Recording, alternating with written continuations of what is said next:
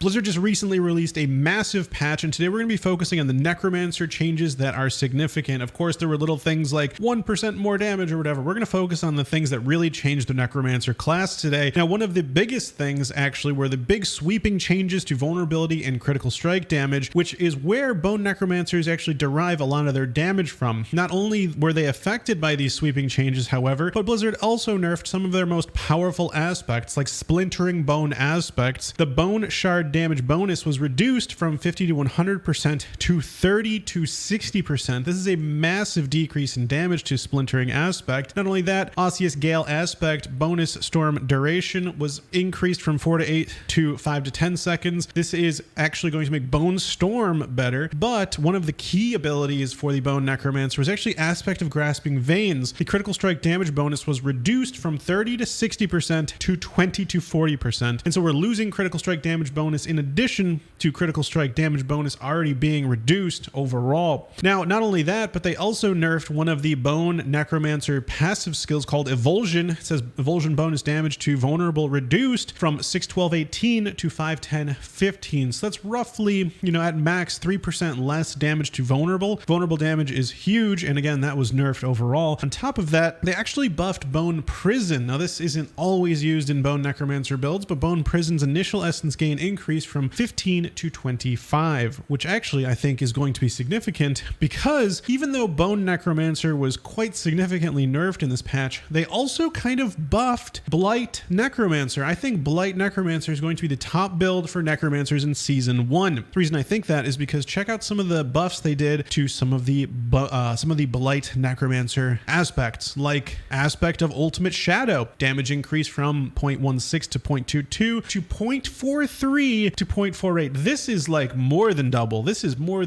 like triple. This is just about triple damage. So Aspect of Ultimate Shadow damage has been increased dramatically. They also increased the Aspect of Plunging Darkness bonus damage from 50 to 100 to 75 to 125%. So these are two really big buffs made to the Shadow Blight Necromancer. Not only that, but they also buffed Bloodless Scream. Now, Bloodless Scream is a Darkness Necro unique, which says your Darkness skills chill enemies for up to 40%. Lucky hit, your Darkness skills have a 100% chance to generate 2 to 5 additional essence against frozen targets. And so you're chilling them repeatedly because it's damage over time. Eventually they get frozen, and that's going to give you more essence back. On top of that, also, Bone Storm is used by the Blight Necromancer. And so Osseous Gale Aspect getting buffed actually fits perfectly into this new Blight Necromancer build. And there's a new unique that's actually going to buff Bone Storm. Check this out. It's called Lidless Wall. It's a unique shield. It says lucky hit while you have an active Bone Storm. Hitting an enemy outside of a Bone Storm has up to a 5 to 25% chance to spawn an additional Bone Storm at their location. Each of your active sacrifice bonuses increases the chance by 25% and the total number of additional Bone Storms you have by +1. So you can have a ton of Bone Storms depending on how many minions you decide to sacrifice with this new unique. This is one of the uniques I'm actually most excited for. This is fantastic. I'm going to put a link in the description to the current best Blight Necro build that I know of. I think Blight Necro is the way to go. It uses all the aspects that were just buffed. It sacrifices all of its minions. Lidless Wall will fit perfectly into this build, and I honestly just think that they're nerfing Bone Necro and saying, hey, go play this new Darkness Necromancer because they're just buffing everything that the Darkness Necro would use. So overall, if I were to summarize these Necromancer changes, I would say nerfs to Bone Necro, buffs to Shadow Blight Necro, and that's basically how the Necro was affected by this patch. Critical strike and vulnerability damage was so severely nerfed in addition to those aspects and skills that honestly I think the Bone Necro is going to be hitting significantly less now after these nerfs. Anyways, guys, that's it for this update. Hope you guys liked it. Don't forget to click that like button and subscribe for more. See you in the next one. Take care.